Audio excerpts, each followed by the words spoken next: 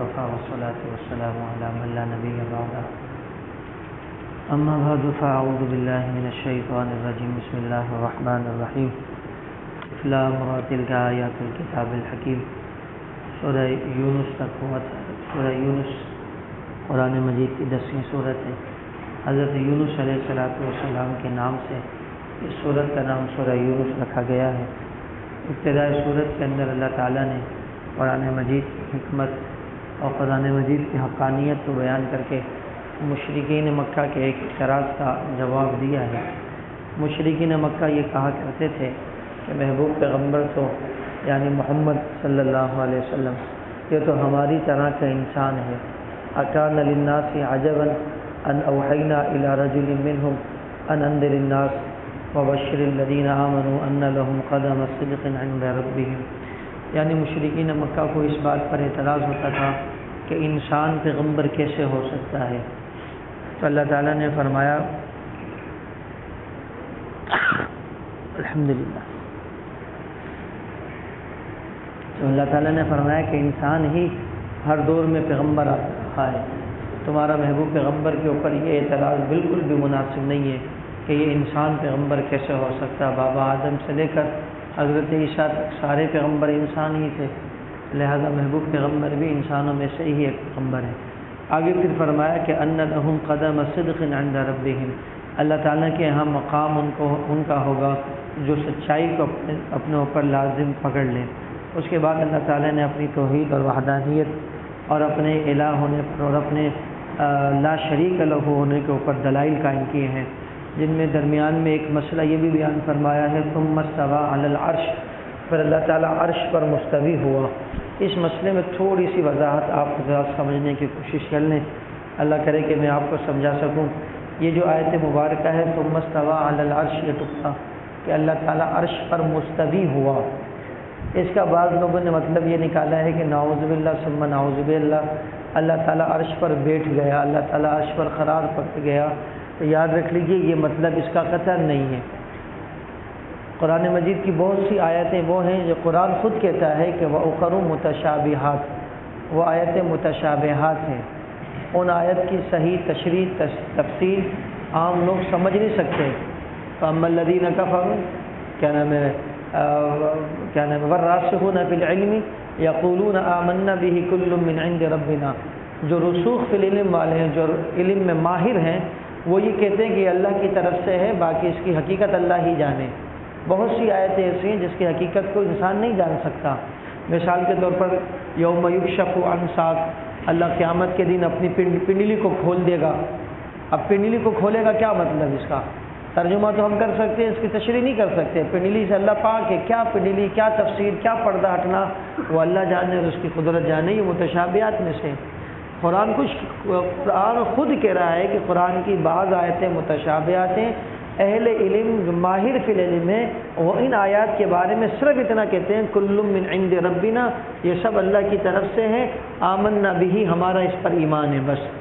اب اس کی حقیقت کیا ہے، اس کی گناہ کیا ہے، اس کی تفصیل کیا ہے، اس پر اہل علم نہیں بحث کر سکتے۔ اس میں کسی جگہ اللہ کہہ رہا فَإِنَّمَا تُوَلُّوا فَثَمَّ وَجْهُ اللَّهِ، تم جہاں بھی اپنے آپ کو پھیر لو وہاں اللہ کا چہرہ ہے۔ اب یہاں بھی اللہ کا چہرہ ہے، یہاں بھی اللہ کا چہرہ قرآن کے اعتبار سے۔ اب اللہ کا چہرہ کیا مطلب ہے اس کا؟ سمجھا رہی بات نہیں، اللہ ہی جانے، سمجھا رہی بات۔ اسی طریقے سے یہ جو آیت ہے ثم استوى علی العرش، پھر اللہ تعالیٰ عرش پر مستوی ہوا، یہ بھی متشابہات میں سے ہے۔ سمجھا رہی بات نہیں، اس کے اوپر زیادہ تفصیل نہیں کر سکتے۔ بہت سے لوگوں نے اس کا معنی میں نے جیسا عرض کیا نا، یہ کیا کہ اللہ تعالیٰ عرش پر بیٹھ گیا۔ اب وہ کہتے ہیں جی اللہ تعالیٰ عرش پر ہے اور اللہ تعالیٰ زمین پر نہیں ہے، نعوذ باللہ۔ انہوں نے عقیدہ یہ رکھ لیا کہ اللہ تعالیٰ کو زمین پر بولنا یہ کفر ہے۔ ایک طبقے نے کہا اللہ تعالیٰ کو ہر جگہ میں ماننا کفر ہے، بے دینی ہے۔ اس طرح کے الفاظ آ گئے۔ بھئی آیت متشابہ، اس کی تفصیل اللہ جانے، ورنہ جس طرح اللہ نے یہ کہا ہے ثم استوى علی العرش، پھر اللہ مستوی ہوا عرش پر، اسی طرح اللہ نے یہ کہا ہے وَهُوَ اللَّهُ وَهُوَ الَّذِي إِلَٰهٌ فِي السَّمَاءِ وَإِلَٰهٌ فِي الْأَرْضِ، وہی اللہ آسمانوں میں بھی معبود ہے، وہی اللہ زمین میں بھی معبود ہے۔ وہی اللہ یہ کہہ رہا ہے کہ مَا يَكُونُ مِن نَجْوَىٰ ثَلَاثَةٍ إِلَّا هُوَ رَابِعُهُمْ، تم تین آدمی کہیں بھی سرگوشی کرو وہاں اللہ موجود ہوتا ہے۔ وَلَا خَمْسَةٍ إِلَّا هُوَ سَادِسُهُمْ، تم 5 आदमी कहीं सरगोशी करो, छठा अल्लाह होता है। समझ आ रही बात नहीं आ रही है? वला अदना मिन ज़ालिका वला अक्सर, तुम इससे कम और ज़्यादा नहीं होते, इल्ला हुवा मअहुम, मगर अल्लाह तुम्हारे साथ होता है। ऐनमा कानू, कहीं भी तुम चले जाओ। इसलिए ये यकीन और अकीदा रखें कि हर जगह मौजूद अल्लाह ताला है, जैसे उसकी शान है। बाकी अर्श पर मुस्तवी क्या हुआ, इसका सही माना मफ़हूम अल्लाह जाने। समझ आ गई बात नहीं आएगी? वरना अगर इससे ये समझोगे कि अल्लाह अर्श पर है तो फिर तो नाउज़ुबिल्लाह काफ़ी ख़राबियाँ आ जाएंगी इसके अंदर। मिसाल के तौर पर अल्लाह अर्श पर है तो अर्श बड़ा हो गया, अल्लाह छोटा हो गया।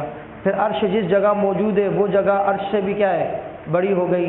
और फिर जो है ना ये तो फिर फ़ज़ा कायनात ये उससे भी बड़ी हो गई। नाउज़ुबिल्लाह अल्लाहु अकबर का फ़लसफ़ा तो फिर क्या हो जाएगा, ख़त्म हो जाएगा। इसलिए याद रख लें कि अल्लाह ताला के बारे में ये कहना कि अल्लाह सिर्फ़ आसमानों में, ये दुरुस्त नहीं, एक ताबीर है। उलमा कहते हैं ये एक ताबीर है, जैसे बैतुल्लाह की तरफ रुख करा के नमाज़ पढ़ाई गई, वरना तो अल्लाह ताला की ज़ात तो हर रुख पर क्या है, मौजूद है। सिर्फ एक ताबीर दे दी तुम्हारी इज्तिमाइयत बरकरार रहे, पूरी दुनिया के लोगों की इज्तिमाइयत बरकरार रहे, इस वजह से क़िबला रुख करवा दिया। वरना तो क़िबला या यहाँ या मशरिक़ या मग़रिब अल्लाह के लिए क्या है। उसी तरीके से अर्श की तरफ निस्बत उलमा फरमाते हैं ये अल्लाह ताला के बुलंद मकाम और मर्तबे की तरफ इशारा है कि अल्लाह बस सबसे बुलंद है, उससे बुलंद कोई हस्ती है ही नहीं। बात समझ नहीं आ रही है? बाकी इसकी क्या तशरीह है, क्या तफसील है, इसमें हमको नहीं पढ़ना चाहिए। मेरे पास एक किताब है, उसमें लिखा हुआ इसी बात को ना समझने की वजह से कि अल्लाह ताला को हर जगह में मानना बेदीनी है। अब आप अंदाज़ा लगाएं, हम तो कहते हैं अल्लाह मालिक है, अल्लाह मौजूद है, अल्लाह पाक बादशाह है, वो कहते हैं ये सारे अल्फाज ही बेदीनी कि अल्लाह हर जगह मौजूद है। नाउज़ुबिल्लाह। अब इससे बढ़कर जो है ना आदमी की गुमराहियत क्या होगी कि जो खालिक है वही इस जगह मौजूद नहीं है तो फिर कौन मौजूद है। फिर आगे लिखते हैं हर जगह में मौजूद होना रसूल खुदा ही की सिफत है। कितनी बड़ी जो है ना गुमराहियत है कि रसूल खुदा को हर जगह में मान लिया और लफ्ज़ ही के साथ माना। हर जगह में होना तो रसूल खुदा ही की सिफत है। और आगे फिर फ़लसफ़ा यही छोड़ा कि जी वो तो अर्श पर है, वो तो हर जगह यहाँ नहीं है, और हर जगह में मानेंगे तो फिर अल्लाह ताला के लिए मकान मानना पड़ जाएगा और अल्लाह मकान से पाक है। तो हम भी कहते हैं अल्लाह मकान, जहद, ज़बान, वजूद, जिस्म सब चीज़ से क्या है, पाक है। अल्लाह हर जगह है जैसे उसकी क्या है, शान है। अब क्या शान है वो अल्लाह जाने। ला तुदरिकुल अब्सार। बहरहाल अल्लाह ताला बग़ैर जिस्म के हर जगह मौजूद है। आगे फरमाया कि बाद लोग परेशान होने के बाद अपने लिए बद्दुआएं करते हैं, अपने लिए बुराइयां मांग रहे होते हैं, जैसे खैर मांगना चाहिए, हालांकि इनको ऐसा ना करें। जैसे आदमी पर परेशानी आए, इससे तो मौत बेहतर है, अल्लाह करे ऐसे जुमले ना कहो, इससे तो मौत बेहतर है। अल्लाह ताला से आफ़ियत मांगा करो। जो अल्लाह तुम्हें मौत दे सकता है वो अल्लाह तुम्हें परेशानी से भी तो निकाल सकता है। लिहाजा इस तरह के अल्फाज ये हमारे माशरे में भी हैं। मौला इससे तो बेहतर था मैं मर जाता, इससे बेहतर था मैं मर जाती। अल्लाह न कर रहे, वो किसी ने कहा ना अब तो कहते हो कि मर जाएंगे, अब तो कहते हो कि मर जाएंगे, मर के भी ना आए चैन तो फिर किधर जाएंगे हैं। इसलिए मौत नहीं मांगनी चाहिए अल्लाह ताला से, अल्लाह ताला से आफ़ियत मांगनी चाहिए। नबी करीम सल्लल्लाहु अलैहि वसल्लम की एक दुआ ये मिलती है जो उम्मत को कि अगर तुम्हें दुआ ही मांगनी है तो यूँ दुआ मांगो, ए अल्लाह अगर मेरे लिए मौत बेहतर है तो मौत दे, मेरी ज़िंदगी बेहतर है तो मुझे ज़िंदगी दे। ये नहीं कहना चाहिए अल्लाह मुझे मौत दे। तो अल्लाह पाक ने शिकवा किया कि इंसान बुराई को, अपने ऊपर मुसीबत को, अपने ऊपर जो है ना मौत को इस तरह मांग रहा होता है इस्तिजालहुम बिल खैर, जैसे कोई भली चीज़ का सवाल कर रहा है, हालांकि ये भली चीज़ नहीं है। लिहाजा सब्र बर्दाश्त, अल्लाह से आफ़ियत मांगो। फिर आगे शिकवा भी किया इंसान पर तकलीफ़ आती है हमें पुकारता है, और जब तकलीफ़ दूर हो जाती है तो फिर दूसरे बाबा बुत शुत और पता नहीं किन किन की चीज़ों की तरफ भागता है। अल्लाह ताला ये चीज़ बिल्कुल मुनासिब नहीं है। आगे अल्लाह ताला ने फरमाया जो लोग बुरा करते हैं उनका बदला बुराई के बकदर होगा, और जो लोग अच्छा करते हैं हम उनकी अच्छाई को उनसे बड़ा चढ़ा कर देंगे। आगे अल्लाह ताला ने फरमाया वल्लाहु यदउ इला दारिस सलाम, अल्लाह ताला तुम्हें सलामती वाले घर यानी जन्नत की तरफ तुम्हें पुकार रहा है। और सलामती जन्नत ही के अंदर है, दुनिया दारुस सलाम नहीं है। दारुस सलाम ये सिर्फ जन्नत है। एक तो हमारे यहाँ मसला ये है, हमने दुनिया की ज़िंदगी को ये समझा है कि हमें चैन सुकून राहत मिलनी लाजमी है, हालांकि दुनिया दारुस सलाम है ही नहीं। दारुस सलाम तो आखिरत है। यहाँ तो अल्लाह किसी को सलामती दे दे तो उसका एहसान है, वरना दुनिया तो दारुल इम्तिहान है, और इम्तिहान के अंदर आजमाइशें हुआ करती हैं। امتحان کے اندر پریشانیاں ہوا کرتی ہیں، اس لیے یہ سوچنا کہ ساری خواہشات دنیا میں پوری ہو جائیں، کہ دنیا اس چیز کے لیے بنی نہیں ہے، ساری خواہشات پوری ہونے کی جگہ وہ جنت ہے۔ اللہ ہمیں جنت نصیب فرمائے، اور دنیا میں اللہ ہمیں عافیت سے رکھے، بس یہ مانگیں، اگر تکلیف آ جائے تو صبر کریں۔ پھر آگے اللہ پاک نے اپنے توحید کا درس بیان کیا، فرمایا کہ قل من یرزقکم من السماء والارض، ان سے پوچھیں آسمان سے زمین میں کون رزق اتارتا ہے، ام من یملک السمع والابصار، ان سے پوچھیں ان کے کان اور ان کی آنکھوں کا مالک کون ہے، ومن یخرج الحی من المیت ویخرج المیت من الحی، آپ ان مشرک بت پرستوں سے پوچھیں۔ یہ مشرکین کی بات آ رہی ہے، جو میں عقیدہ روزانہ سمجھا رہا ہوں، ذرا سمجھ لیجئے۔ یہ جو سورہ یونس ہے 11واں پارہ ہے اور آیت نمبر 31 ہے، بلکہ یہ پورا رکوع آپ پڑھیے گا کبھی جا کے 9، میرے پاس ابھی وقت نہیں ہے میں پورا پڑھوں، لیکن چند آیتیں آپ کو سنا رہا ہوں۔ اے نبی آپ ان ابو جہل سے پوچھیں، اے نبی آپ اس عتبہ شیبہ ربیہ ان مشرکوں سے پوچھیں، کیا پوچھیں؟ کون ہے جو آسمان سے زمین میں رزق دیتا ہے، رزق کا مالک کون؟ دوسرا سوال ان سے پوچھیں ان کے کان اور ان کی آنکھوں کا مالک کون؟ تیسرا ان سے پوچھیں زندہ سے مردہ کو، مردہ سے زندہ کو نکالنے والا کون؟ اور چوتھا ان سے سوال کریں وَمَن يُدَبِّرُ الْأَمْرَ، یہ جتنے بھی معاملات دنیا میں چل رہے ہیں ان کی تدبیر کرنے والا کون ہے، ان معاملات کی تدبیر کرنے والا کون ہے؟ آگے سنو، فَسَيَقُولُونَ اللَّهُ، اللہ کہہ رہا ہے یہ ابو جہل، یہ سارے جتنے مشرک مدمات جو بت کے سامنے جھک رہے ہیں، یہ سب بھی کہیں گے اللہ۔ کیا کہیں گے؟ اللہ، کہ اللہ کرنے والا ہے، رازق اللہ، اسی طریقے سے کان آنکھ کا مالک اللہ، زندہ مردہ، مردہ سے زندہ کو نکالنے والا اللہ، تدبیر کائنات کرنے والا اللہ۔ اللہ کہہ رہا ہے فَقُلْ أَفَلَا تَتَّقُونَ، جب وہ اللہ کو مان رہے ہیں پھر ان سے بولو پھر بچتے کیوں نہیں ہو، پھر بتوں کے قریب کیوں جاتے ہو؟ تو لہذا مشرک اس کو نہیں کہا جاتا جو اللہ کو مشرک اسے نہیں کہا جاتا جو اللہ کو مانے ہی نہیں، بلکہ مشرک اللہ کو کیا کرتا ہے؟ مانتا ہے۔ میں نے بھی کہا نا، مشرک کہتے ہی اس کو جو اللہ کو مان کر اللہ کے ساتھ کسی کو شریک کرے، مشرک کہتے ہی اس کو جو اللہ کو مانے۔ آج بہت سارے ہم تو اللہ کو مانتے ہیں، اللہ کو مانتے ہیں، ہم مشرک کیسے ہو سکتے ہیں؟ نہیں سمجھ رہی بات؟ تو پھر یہ مشرک کیوں ہو گئے؟ یہ بھی تو اللہ کو مان رہے ہیں۔ آگے ذرا سنیں، اللہ کہہ رہا ہے کہ فَذَلِكُمُ اللَّهُ رَبُّكُمُ الْحَقُّ، پھر یہی اللہ تو رب ہے تمہارا برحق، فَمَاذَا بَعْدَ الْحَقِّ إِلَّا الضَّلَالُ، پھر اتنی بات واضح ہونے کے بعد، سمجھنے کے بعد بھی گمراہی کی طرف کیوں جاتے ہو؟ فَأَنَّىٰ تُصْرَفُونَ، کیوں پھرے جا رہے ہو؟ پھر آگے فرمائے ان سے پوچھیں قل، آپ ان سے کہہ دیجئے هَلْ مِن شُرَكَائِكُم مَّن يَبْدَأُ الْخَلْقَ ثُمَّ يُعِيدُهُ، کیا تمہارے معبودوں میں سے کوئی ہے جس نے جو ہے نا مخلوق میں سے کچھ پیدا کیا ہو یا مخلوق کو دوبارہ لانے پہ قادر ہو؟ قل اللَّهُ يَبْدَأُ الْخَلْقَ ثُمَّ يُعِيدُهُ، آپ ان کو بتاؤ اللہ ہی پیدا کرنے والا ہے۔ آپ ان سے پوچھیں کہ ان کے معبودوں میں سے کوئی ہے جو حق کی طرف رہنمائی کرنے والا ہو؟ یقیناً اللہ ہی رہنمائی کرنے والا ہے۔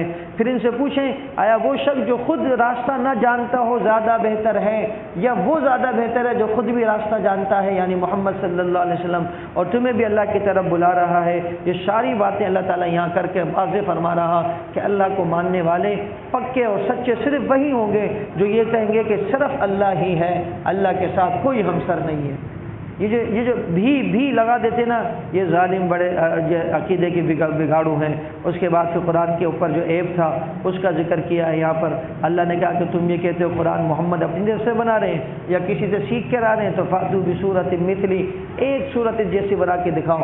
انا اعطیناک الکوثر فصلی لربک وانحر ان شانئک هو الابتر، اس جیسی ایک صورت بھی بناؤ۔ اور فرمایا صرف تم نہیں، ودعوا من استطعتم من دون اللہ، تمہارے جتنے بھی مددگار ہیں سب کو بلاؤ، ساری دنیا کے تم کافر مل جاؤ جو قرآن کے منکر ہو، تم سارے مل کے سورہ کوثر جیسی ایک سورت بنا کے دکھاؤ۔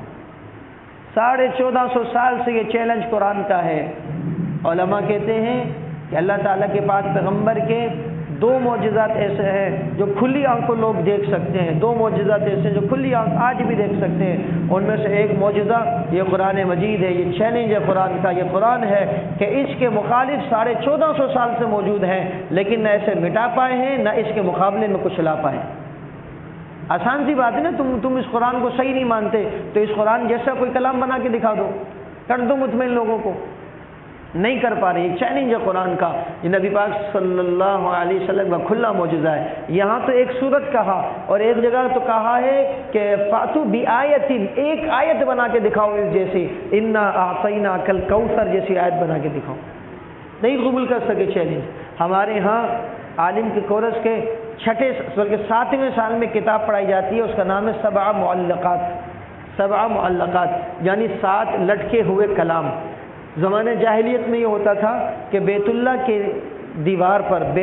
دیوار پر اس وقت کے سب سے زیادہ یعنی فصیح، بلیغ اور بہترین فن اشعار میں جس کے اشعار ہوتے تھے کہ اس کے آگے کسی کا شعر ہی نہیں ہے، تو ان 7 بڑے آدمیوں کے اشعار بیت اللہ کی دیوار پہ لٹکاتے تھے۔ اگر کسی اور نے اچھا شعر کہہ دیا اور فصاحت اور بلاغت کے اعتبار سے، عربی قانون اصول کے اعتبار سے، اور اس کا شعر پچھلے لوگوں سے اچھا ہوتا تھا تو اس میں سے ایک کا ہٹا دیا جاتا تھا اور اس کا لگا دیا جاتا تھا۔ اور جس وقت سورہ کوثر نازل ہوئی ہے، اللہ کے نبی نے نہیں، کسی اور نے جا کر ان اشعار کے سامنے ان 7 لوگوں کے اشعار، جس وقت نبی پاک صلی اللہ علیہ وسلم موجود تھے اور 7 شعراء کے جو کلام لگے ہوئے تھے، اور ان 7 شعراء کے کلام کا کوئی مقابلہ نہیں کر پا رہا تھا، یہاں تک کہ آج تک وہ 7 شعراء کے کلام ہماری کتابوں میں پڑھائے جاتے ہیں۔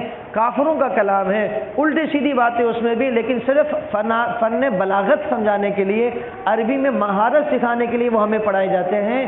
تو اس کے اوپر جا کے کس نے لکھ دی، انا اعطیناک الکوثر فصلی لربک وانحر ان شانئک ھو الابتر۔ تو جب وہ شعراء آئے ہیں، انہوں نے جب اس کو پڑھا ہے تو شاعروں نے اپنے ہاتھ سے ان 7 اشعاروں کو مٹایا ہے، ان کو اتار پھینکا کہ یہ فن فصاحت، بلاغت اور عربی کے قانون کے اعتبار سے اس میں وہ اسرار و رموز ہیں، یہ 7 کلام اس کا مقابلہ ہی نہیں کر سکتے۔ اور اس کے نیچے صرف اتنا لکھا، کافر نے لکھا، کسی مسلمان نے نہیں لکھا، اس کافر نے لکھا کہ ما ھذا کلام البشر ان شانئک ھو الابتر۔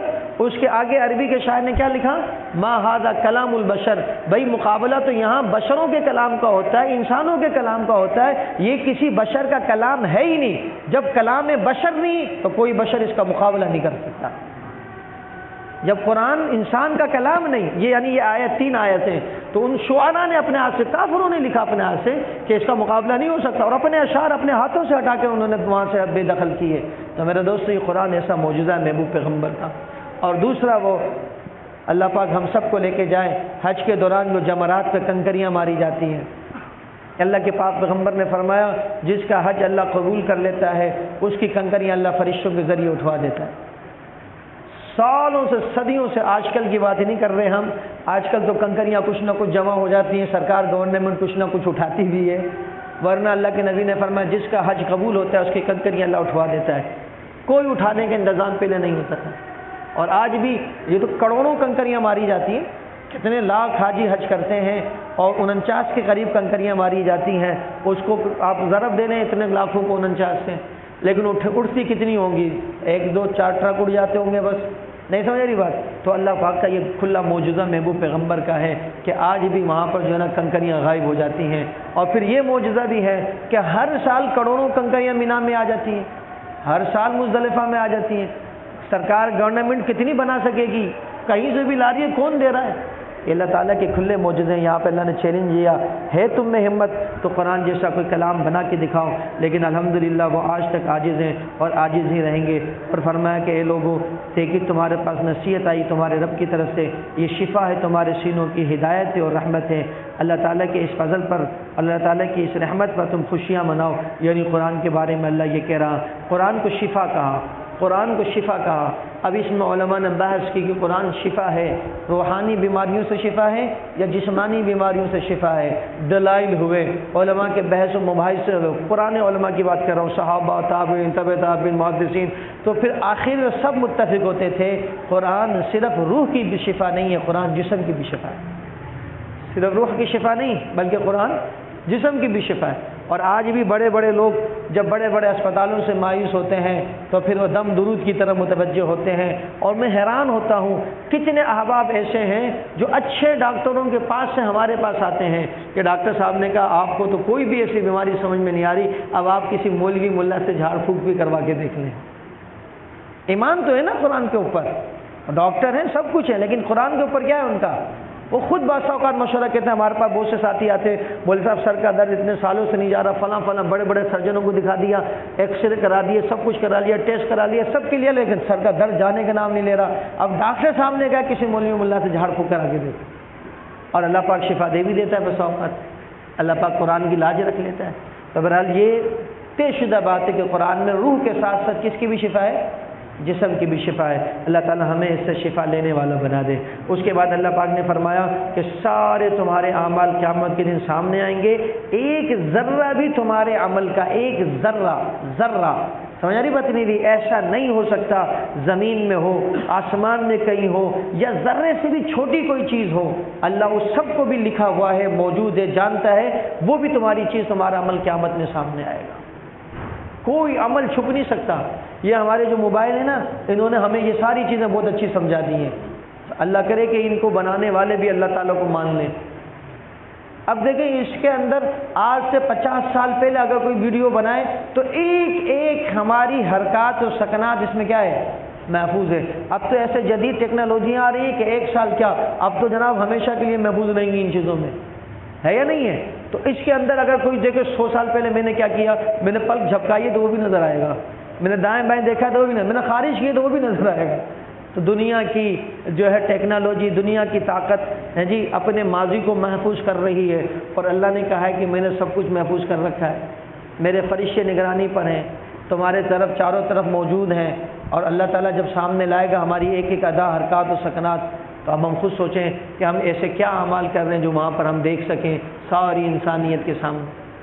اللہ تعالیٰ ہمیں اچھے اعمال لے جانے کی توفیق نصیب فرمائے۔ اللہ نے کہا لیکن اس سب کے باوجود اولیاء اللہ جو ہیں ان پر اس قیامت کے دن امن ہوگا، بے خوف ہوں گے، غم نہیں ہوگا۔ اب اولیاء اللہ کے تو کس کو ہیں؟ ہمارے یہاں ولی کی تعریف کیا ہے؟ آدھا ننگا آدھا ولی، پورا ننگا پورا ولی۔ دیکھو نا بیچارہ کیسا اللہ والا ہے، اپنے لباس کی بھی اس کو فکر نہیں ہے۔ ہمارے یہاں ایک پیر صاحب تھا رئیس سمرئی پر، ابھی میرے خیال سے مر گیا بیچارہ، پیر صابر صاحب۔ ہمارے ایک ساتھی یہاں اور مدینہ کالج کے، ان کے والد صاحب اس کے مرید بھی تھے۔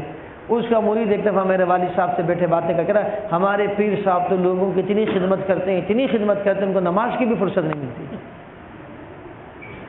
لوگوں کی اتنی خدمت کرتے ہیں کہ ان کو نماز، یہ کوئی پیر، ان کی پوری پیروں کا یہ ضابطہ ہے۔ اللہ کہہ رہا ہے پیر کی نشانی کیا ہے؟ الذین آمنوا، پہلی نشانی وہ ایمان والا ہوگا، وکانوا یتقون، دوسری نشانی وہ گناہوں سے بچنے والا ہوگا۔ ہم میں سے جو گناہ سے بچنے والا ہے وہ ولی اولیاء اللہ ہے۔ اولیاء اللہ کے سنگ تھوڑی ہوتے ہیں، جو بھی اپنے آپ کو گناہ سے بچائے گا اس کو محسوس ہو یا نہیں ہو وہ اللہ کا ولی ہے۔ اللہ کے ولی ولایت کے دروازہ بند نہیں ہوا، ولی تو قیامت تک پیدا ہو سکتے ہیں۔ نبوت کا دروازہ بند ہوا ہے، اور اسی طریقے سے صحابیت کا دروازہ بند ہوا ہے، کیونکہ نبی کو دیکھنے والا صحابی ہوتا ہے۔ باقی رہا مسئلہ ولایت کا دروازہ، صدیقیت کا، یہ سب بند نہیں ہوئے۔ آج بھی آدمی قطب، ابدال، ولی اور صدیق بن سکتا ہے، ہاں نبی نہیں بن سکتا۔ اللہ تعالی ہمیں اولیاء اللہ کی آخری سرحدات تک پہنچائے۔ تو فرمایا کہ ولی کی نشانی یہ ہے کہ وہ کیا نہیں کرتا، ایک تو وہ ایمان والا ہوتا ہے، دوسرا ولی کی نشانی ہے وہ پرہیزگار ہوتا ہے۔ اللہ تعالی ہم سب کو پرہیزگاری نصیب فرمائے۔ اس کے بعد اللہ تبارک و تعالی نے حضرت نوح علیہ السلام کا واقعہ، پھر حضرت موسیٰ علیہ السلام کا واقعہ، موسیٰ علیہ السلام کا واقعہ تفصیل سے بیان فرما کر ہمیں اور آپ کو خبردار کیا ہے کہ دیکھ لو ان حضرات نے جب وقت کے پیغمبروں کو نہ مانا یہ برباد ہو گئے، اگر تم بھی محبوب پیغمبر کو نہ مانو گے تو تم بھی برباد ہو جاؤ گے۔ بربادی سے بچنا چاہتے ہو تو محبوب پیغمبر کی اتباع کرو۔ اللہ تعالی ہم سب کو محبوب پیغمبر کی اتباع نصیب فرمائے۔ وآخر دعوانا ان الحمد للہ رب العالمین، الحمد للہ رب العالمین والعاقبۃ للمتقین، والصلاۃ والسلام علی سید الانبیاء والمرسلین، رب اغفر وارحم وانت خیر الراحمین۔ مولا کریم ہم سب کی حاضری قبول فرما، مولا کریم ہم سب کے تمام صغائر کبائر معاف فرما، مولا کریم ہم سب کے حال پر رحم فرما، کرم فرما، خیر اور عافیت والا معاملہ فرما، ہر طرح کی آفات، بلایات، مصیبات سے مولا ہم سب کی حفاظت فرما، قدم قدم پر رہنمائی فرما، دستگیری فرما۔ مولا کریم ہر طرح، ہر تکلیف، ہر شر، ہر آفت، ہر بلا، ہر مصیبت سے ہماری حفاظت فرما۔ مولا کریم ہمارے محکمہ موسمیات کے احباب اے اللہ بارشوں کی پیشن گوئیاں سنا رہے ہیں۔ مولا کریم اس دفعہ کی بارشیں، اس سال کی بارشیں ہم اہلیان پاکستان کے لیے رحمت کا سبب و ذریعہ فرما۔ مولا کریم رحمت کا سبب و ذریعہ فرما۔ یا اللہ ان بارشوں کو کسی بھی کے لیے، یا اللہ کسی ایک فرد پاکستانی کے لیے، ملک کے یا اللہ ایک حصے کے لیے بھی نقصان کا ذریعہ بننے سے محفوظ فرما۔ مولا کریم دستگیری فرما۔ مولا کریم رمضان کی مبارک گھڑیاں ہیں، مولا ایک بڑی یا اللہ خدقت یا اللہ تیری طرف متوجہ ہیں، مولا ان کی لاج رکھتے ہوئے یا اللہ ملک پاکستان کو ہر آفت بلا سے محفوظ فرما۔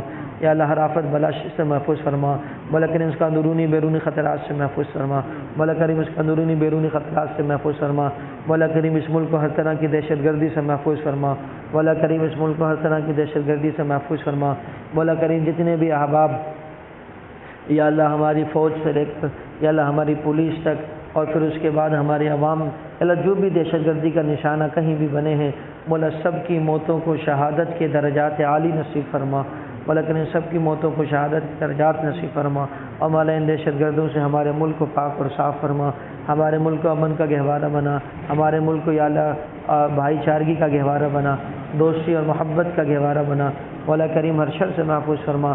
اسلامی نظام کے نفاذ کے لیے ملک ہمارے بڑوں نے حاصل کیا تھا، مولا ہمیں اس ملک میں اسلامی نظام نافذ ہوتا اپنی آنکھوں سے دیکھنا نصیب فرما، اور ہمارے حکمرانوں کو اسلامی نظام کے نافذ کرنے کے لیے صحیح معنوں میں یا اللہ قدم اٹھانے کی توفیق نصیب فرما۔ یا اللہ جتنی خیر محبوب نے مانگی ہمیں نصیب فرما، جتنے شرور سے محبوب نے مانگی ہمیں پناہ نصیب فرما، جملہ بیماروں کو صحت اور شفا نصیب فرما، جملہ مرحومین مومنین مومنات کی بخشش فرما۔ جز اللہ عنا محمد صلی اللہ علیہ وسلم ما هو اہل وصلی اللہ علی النبی الکریم وعلی آلہ واصحابہ اجمعین آمین برحمتک یا جزاکم اللہ۔